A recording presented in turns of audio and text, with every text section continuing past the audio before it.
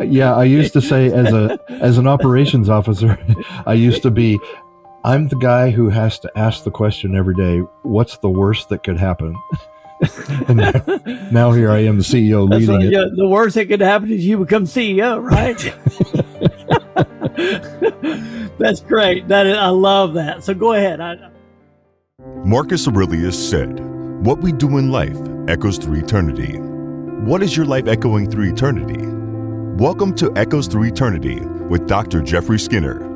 Our mission is to inspire, engage, and encourage leaders from across the globe to plant missional churches and be servant leaders. So join us and hear the stories of servant leaders reverberating lives as God echoes them through eternity. Brought to you by Missional Church Planting and Leadership Development and Dynamic Church Planting International. Welcome into Echoes Through Eternity. I am your host, Dr. Jeffrey D. Skinner. I am joined in the studio today by a gentleman that I just recently came into contact with. We met via LinkedIn, and he is a fourth quarter coach. And I'll let him explain about what fourth quarter is and what he does and everything. But was just fascinated as I learned about him, as I read about him. I felt like our mission and visions, kind of purpose of life, kind of crossed over with each other. I felt like that God was certainly using his voice and echoing it through eternity. So I wanted to kind of amplify that today. Scott Couchenour is the gentleman with whom or to whom I am speaking. And so I'll just give it to him at this point. Scott, welcome. Well, it's a pleasure to be with you, Dr. Skinner. I've enjoyed getting to know you and some of the things that you're involved in. Thank you for the opportunity to talk with you. I love meeting new people, and I love meeting people that are intrinsically motivated, that are simultaneously Christian, and you and I were talking a little bit before. My focus is church planting and coaching church planters, and primarily focused on the Christian community and raising up pastors. Yours is much broader in that you're focusing on entrepreneurs and leaders in the fourth quarter of their life. But yours is a much broader context there. So you just want entrepreneurs and people like that. You just happen to be a Christian who is focusing on those people, using biblical principles to lead and guide them, although you may not specifically engage them from using Christian language and things like that. Mm-hmm. I love that idea there because I think one of the things that's missing in culture today is a positive Christian voice that just exists in that secular space. Too often we want to try to Christianize the secular or make the secular Christian instead of, and I think the biggest ministry today is going into the secular world and simply being the presence of Jesus there. That's what you're doing as I listen to your podcast. And that will be in the show notes for those that are listening today. I'll be sure to put a link to his website, his LinkedIn profile, as well as his podcast there, which great stuff. Very good leadership principles there, but they're all Christian based. I mean, he doesn't necessarily say, hey, beat his Bible and thump his Bible and say, you got to come to Jesus. You're out there saying these are principles that if someone says, well, what is the source of this? That gives you an opportunity to say, well, my source of life, my source of vision, my drive in this world comes from my relationship with the Lord. I think that's incredibly important today. So again, welcome in. And so tell us a little bit, Scott, about what you do, kind of your story. I know you got an incredible story. Talk to us first about what fourth quarter is, and then back up and tell us how you got there. Absolutely. Fourth quarter is, generally speaking, it's your 60s and 70s. Of course, mileage will vary. Some people hit their fourth quarter earlier. Some live their fourth quarter and then some, right? So 80s, 90s. But that fourth quarter comes from an adaptation of what has been commonly known as, Bob Buford came out with a book years and years ago called Halftime, which indicated that there's an arc that we live. So we essentially grow and build a family, build a business and all. And then we hit 40-ish, somewhere around there, and we hear, Lordy, Lordy, look who's 40. And then everything is downhill. You're over the hill, right? You're moving down, you're headed toward retirement, you're winding down, Your brain is slowing down. You're forgetting things. You're becoming irrelevant, and eventually you die. So there's halftime. There's first half, second half. All of great stuff Bob Buford did. In fact, I remember in my 40s really grabbing a hold. He was a lifeline to me when I was in my 40s. For some reason, and maybe through what God was taking me through in my story, which I'll share in a minute, I began to look at life in terms of 4 quarters just to get my handle on who I was. And the first quarter is, I call it the learning quarter. This is where we are being raised. We're going to school, maybe going to college, but it's the nurturing and learning phase. Then we move into our 20s and 30s. And this is the building phase. We're building our family, our career, our homes, our businesses, our churches. And so the 20s and 30s, we are grinding, we're building. And when we hit the 40, 50, the third quarter, something generally begins to happen in our lives, regardless of our gender, regardless of our chosen profession, our industry. We begin to desire meaning and desire purpose like never before. Something is going on inside of us, and I wanted to find out what that was. Now, I was thrust into those questions. I had a major life disruption that forced me to look at these questions. And as I have stepped back and look at this, the fourth quarter, which is 60s and 70s, is our greatest and can be our greatest quarter ever because of all the ingredients that we have going into it: wisdom, failures, successes, experience, skills, equity. Debt is generally lower. Kids are out of the house, so we have more time. So there's a lot going for us. There are also a lot of things that we're facing in our third quarter, which is things like, we sent the kids away. They came back and brought reinforcements. So now we've got little kids, and we love them and we want the energy to be with them. On the other end of the spectrum, we've got aging parents who, up until this recent stage of life, they didn't really need us as much. But now I talk with a lot of people who are guilty about how to take care of their parents because they feel like it's an interruption, and yet they love them. So a lot of dynamics going on, but a lot of ingredients. And essentially, I call myself a bridge builder because there is a second curve. It's not just half time. You go up and then you come back down. There's a second curve. A lot of people don't realize. And it can solve a lot of angst in a lot of people in their 40s and 50s as they begin to look at the number of weeks left compared to the number of weeks lived. So that's the fourth quarter. Yeah, that's good. Number of weeks, a lot of anxiety between what's left and what's lived. That's good. I like that a lot. Yeah, it creates a lot of angst in our hearts, and we want to be doing something more meaningful. Yeah. Now, again, some people don't reach this until their mid 60s, Right. and some people are early bloomers. They're 30 and they've been maybe mentored early, Right. and so they're attuned to it sooner. I have clients who are in their 30s. I have clients who are 68. Right. And yet, so when I call myself a fourth quarter, what I'm really talking about is I work with people in their third quarter to prepare for a fantastic fourth quarter. Yeah, I could see that. Definitely. And I love the fact that you're mentoring others. There's so many, there's really a lack of that happens today. I feel like the World War II generation, I guess the builder generation, the greatest generation ever, so to speak, they were pretty good about mentoring others. I remember my granddaddy, very instrumental in my life, only had a third grade education, but a very strong, devout family man, but also a hard worker. And he he had a little tiny church that he pastored in Peterson, Alabama, a little small community in Holt, Alabama, over near Tuscaloosa. He would get up every morning, he'd go to work, and he'd come home in the afternoon about 3 o'clock.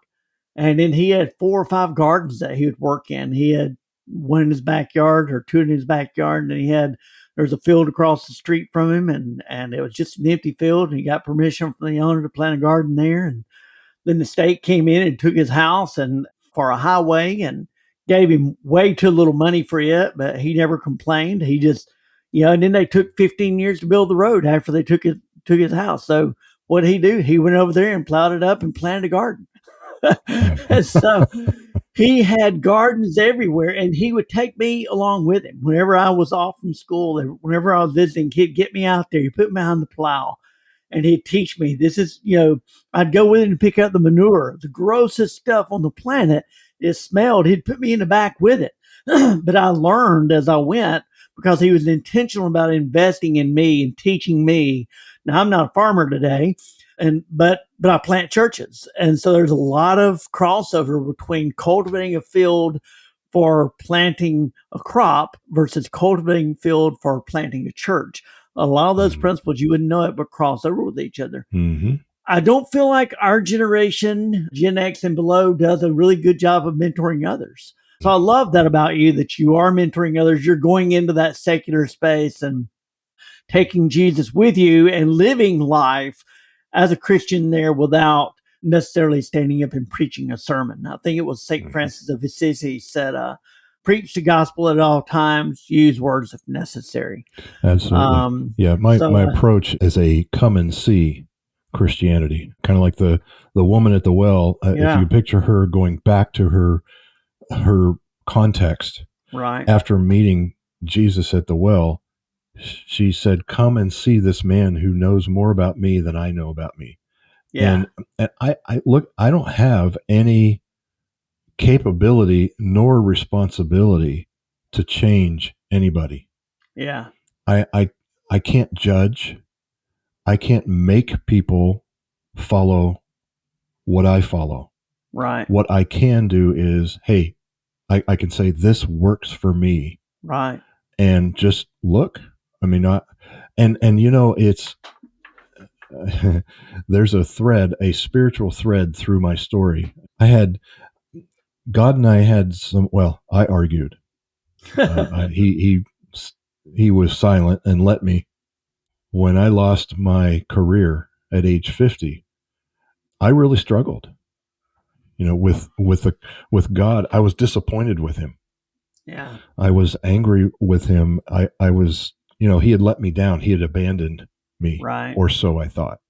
The further I go forward in my life, which allows me to look in the rearview mirror at more landscape, it's as though he's been leading me from behind all this time. And I've come to the conclusion, look, when we designed and built churches in our family business, and when 2008 happened, we could not get our footing after the whole Enron and the collapse. And after about 5 years, the CEO or the board of directors elected me to become CEO to reinvent our company. Up to that point, I'd been COO, legal, license, insurance, safety, bonding, all that stuff for about 24 years. But then I had this new assignment, and it was to try and reinvent a 40-year-old company. Yeah. So Paul, just a second there. So if I'm getting this right, they took the guy in charge of safety and wanted him to take a really huge risk. I used to say as an operations officer, I'm the guy who has to ask the question every day, what's the worst that could happen? And now here I am, the CEO leading it. Yeah, the worst that could happen is you become CEO, right? That's right. That's great. I love that. So go ahead. That caught me as ironic. That's that you were in great. charge of that.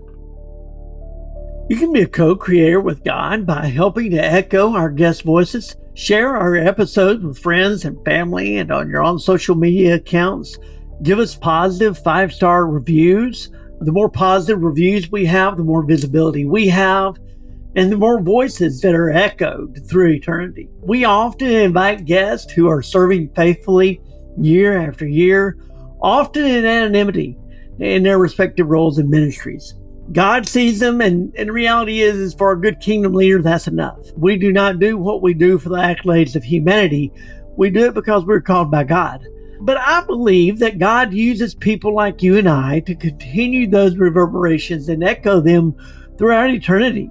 You can partner with God by liking, subscribing, writing a quick positive 5-star review, and again, sharing those voices with friends and family and on your own social media accounts. Those reviews will eventually lead to other guests who have larger platforms that have more listeners who will then in turn listen to the show. And again, it further echoes those voices, which is the whole vision of the Echoes Through Eternity podcast here, is to continue echoing those voices that God is echoing through eternity there. So like and subscribe and review us if you would. We'd appreciate that greatly. That's right. Risk management. And here I am in the deepest amount of risk. So, yeah, I went to work. I had a 3-foot by 5-foot whiteboard in my office, and I would fill that with all kinds of thoughts, formulas, flow charts, equations, principles. And I would fill that whiteboard and step back, take a picture of it and wipe it off, wipe it clean and start over. And I must have filled dozens of whiteboards. Wow. But in that process, over 6, 8 months, 10 months, I began to see a way of doing business that was a shift from having a transactional connection to the market to a relational connection to the market that housed transactions. Yeah. And so we were changing the way we did things, and things were moving along. We were a little precarious on cash, and it came down to one project in the center of the United States that had to start in June of 2015. We had $20 million under contract in design, but we didn't make money until they went into construction. So we had that 20 million, and all we needed was this project to start in June of 2015. It would help us to keep our payroll, pay as much accounts payable as we could, so that we could bridge to the next project that would start. Sure. I got a call mid-June, expecting the project manager to say, "Well, we got started. Here we go." Instead, he put a bomb in my lap. He said it just came out that the pastor and the secretary had been having an affair, and oh my goodness, became public. Yeah. Which doesn't usually kill a construction project, but it delays it, and it delayed it beyond what we could afford. So I ended up closing then a 44-year-old multi-million-dollar family business that built churches across the nation. I was 50 years old. In fact, I was in the middle of my 50. I was born in January. This is June. I was smack in the middle of my third quarter. Wow. No career. The only career I'd had was 30 years working for a family business. Right. And that threw me into the proverbial cave. If you're familiar with the hero's journey and Iron Man, I had no idea what I was going to do. The voices told me what was in my head. They were telling me my fate. Look, nobody's going to hire you. You're old. Right. Not only are you old and bald, you failed. Right? You took a business and it failed. Yeah. And you went through bankruptcy. Who's going to hire you? Yeah. Or if you go into business for yourself, who's going to want to be your client? These were voices that I fought, and the depression and all that sort of thing. In the midst of that, I'm saying to God, look, we weren't building brothels. We weren't building terrorist camps. We were building shelter for worship and ministry. Yeah. We had been tithers all of our lives. I married a preacher's kid. It was ingrained in us. I was raised in the church. And so we did all the right things, but this happened. What's wrong with you, God? It doesn't make sense. We were doing everything that you told us to do. With the measure we use, he uses it, right? Right. Well, understandably, it makes sense to complain. It's just who we are. But as I reflect and get distance from that moment, that was 7 years ago, I began to see that I had God figured out. Right. It was a Yeah. system. It was a give and take relationship. And I've realized that if you have your God figured out, then your God is too small. Amen. And there's just so much more he has done Yeah. that supersedes all the other expectations I had for him before we closed Yeah. the business. That's good, Scott. Wow. Your realization, while in a different context, could almost be my story.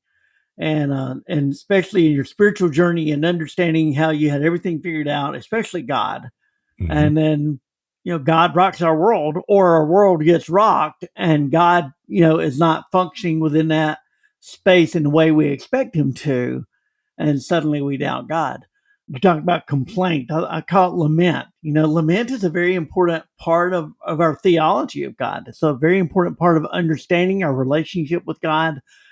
I always tell people sometimes there's guilt associated with that with people. If they have doubt or if they complain to God, they Western culture tends to conflate our Greek mythology and our view of God together. Mm-hmm.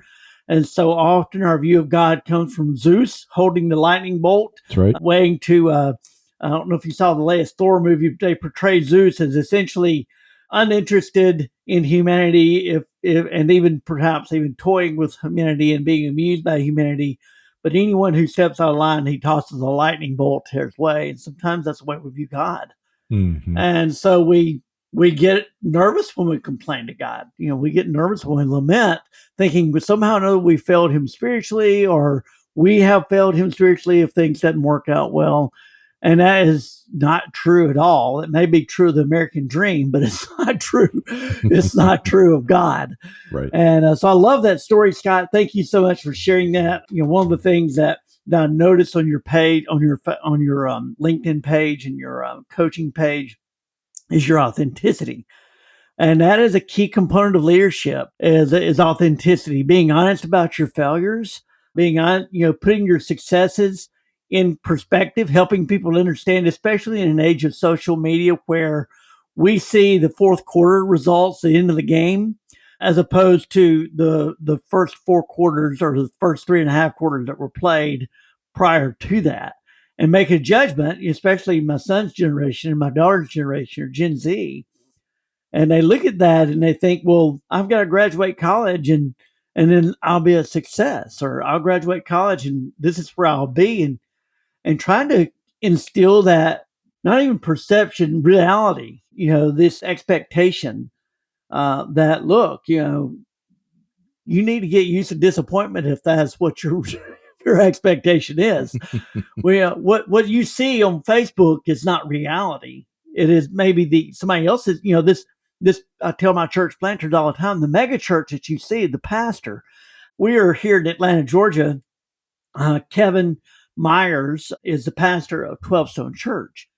That church has, on any given Sunday, around 18,000 people that they minister to at all their campuses. They have, I think, 7 campuses within the metro Atlanta area. They're in the process of launching new campuses or communities, what they call 12 Stone Home, in other areas like Oregon and places like that, but don't have buildings yet. So among here in Atlanta, about 18,000 people. Planters will look at those mega church pastors like Kevin and they'll say, well, that's what I want to be. Until you hear Kevin's story where he launched in a movie theater and then his daughter almost died. He had, all types of family issues, went through bankruptcy himself. He launched with about 150 people. He said that he grew it to about 35 by the end of his first year. Mm-hmm. And so, so to look at that at 18,000 and say, wow, that's who I want to be. Careful what you wish for. There's a lot of story that happens between the beginning and the end, or not even the end, but the current reality of his story.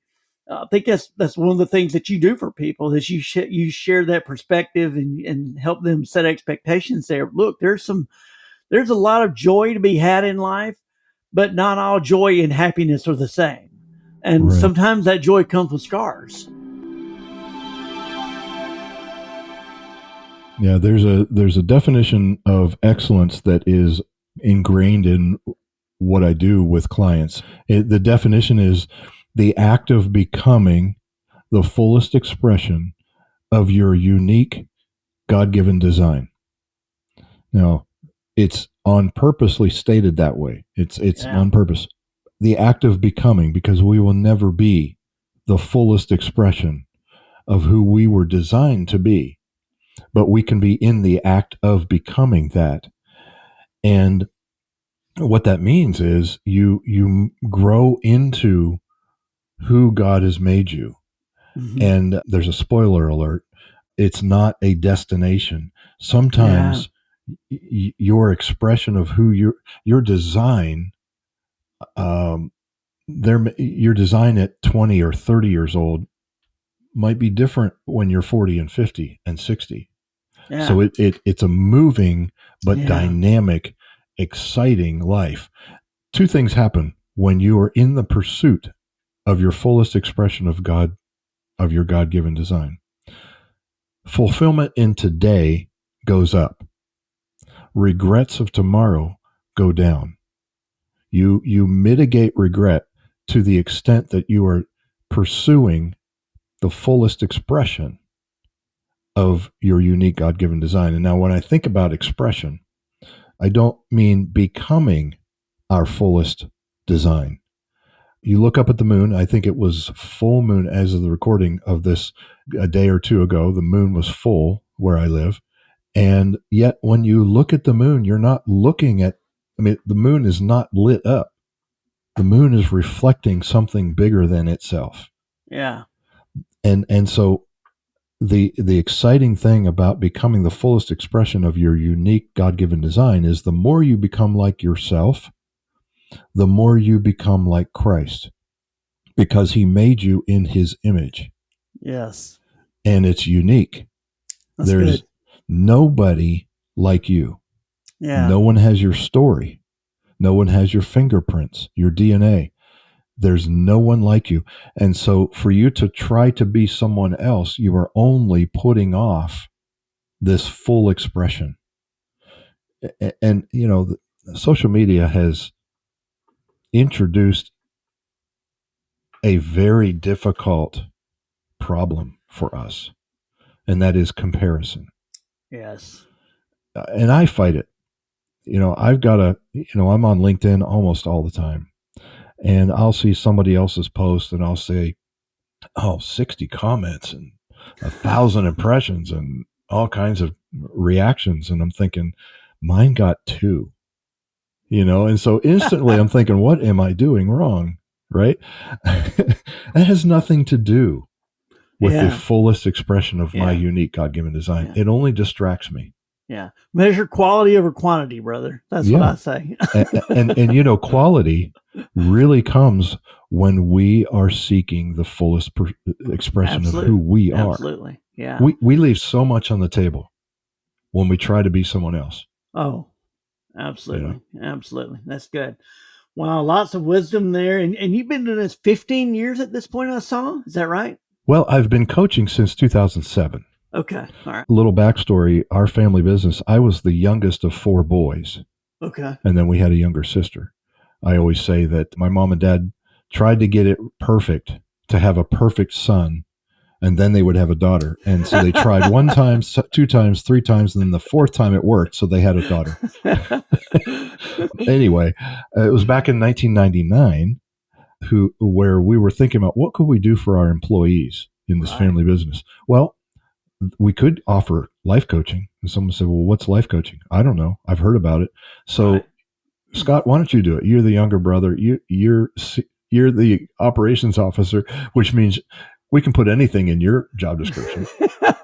Besides, you're the youngest. So I got looking into life coaching, and I fell in love with the dynamic, and I actually became certified.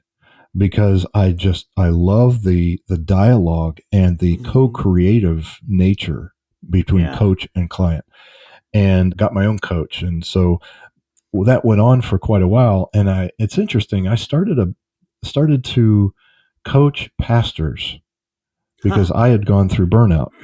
Right. I knew what that was like. And I noticed a lot of pastors went through burnout, and it was kind of tied to building churches. A church construction project can really take a toll on a pastor. Yes. So I was coaching, and I was thinking maybe I'll call my business or my coaching thing Progress Max. And I was going to maximize people's progress and that sort of thing.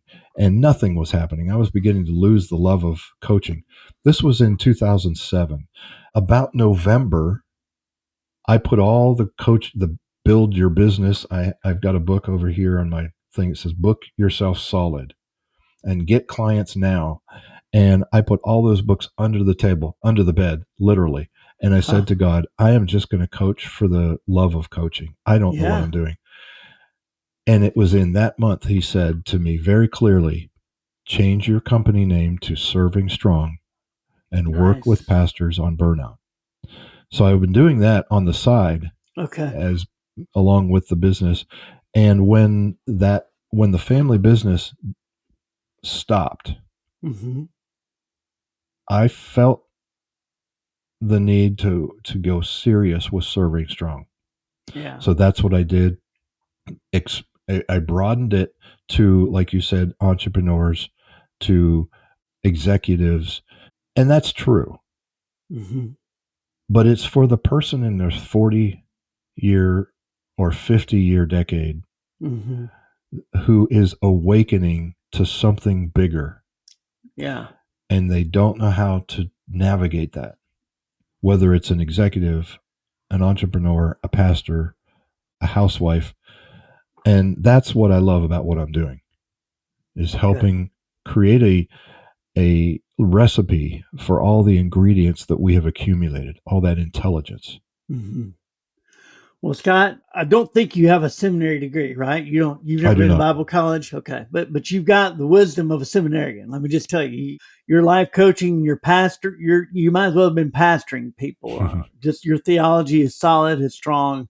I don't know what church you go to. Well, you mentioned on your website the name of the church. But anyway, your pastor, kudos to your pastor. He does a really good job with you, and you've got a good, clear head. I know you got another appointment at 10. Tell us the name of your podcast again. I'll put that in the show notes for everyone. But the name of the podcast? The name of the podcast is Serve Strong, Finish Strong. Okay. Serve Strong, Finish Strong. Great. And that's available on all platforms, right? Spotify, all Apple. iHeart. Yeah, Apple, Spotify, anywhere else. Actually, ironically, as the time of this recording, I'm doing a 4-part podcast series leading into the new year. Yeah. It's called The Solution to Resolutions. Yes, I heard the first episode today. I look forward to the next episodes. I just recently discovered, when I booked you, I had no clue you even had a podcast. It is interesting. Kind of podcast goes along with, I guess, anybody that does anything today, if they're an author or whatever, they're a podcaster as well. But anyway, it's been great having you, Scott. I want to have you back again. I know I've got an appointment at 10, and you've got one at 10 as well. I've got a guy I'm supposed to be coaching. I had forgotten about that until my calendar popped up. Anyway, but I want to have you back again. I want to continue following you on LinkedIn there, and don't worry about the number of comments you get or how many views you get. It's like I said, the quality over quantity is what matters in this stage of life, as you well know. But anyway, great having you. I appreciate you coming on. Well, thank you very much for having me, Dr. Skinner. You're fantastic. You have a fantastic day. All right? Okay. All right. You can be a co-creator with God by helping to echo our guest voices, share our episodes with friends and family and on your own social media accounts. Give us positive 5-star reviews. The more positive reviews we have, the more visibility we have, and the more voices that are echoed through eternity. We often invite guests who are serving faithfully year after year, often in anonymity in their respective roles and ministries. God sees them, and the reality is for a good kingdom leader, that's enough. We do not do what we do for the accolades of humanity, We do it because we're called by God. But I believe that God uses people like you and I to continue those reverberations and echo them throughout eternity. You can partner with God by liking, subscribing, writing a quick positive 5-star review, and again, sharing those voices with friends and family and on your own social media accounts. Those reviews will eventually lead to other guests who have larger platforms that have more listeners who will then in turn listen to the show. And again, it further echoes those voices, which is the whole vision of the Echoes Through Eternity podcast here, is to continue echoing those voices that God is echoing through eternity there. So like and subscribe and review us if you would. We'd appreciate that greatly.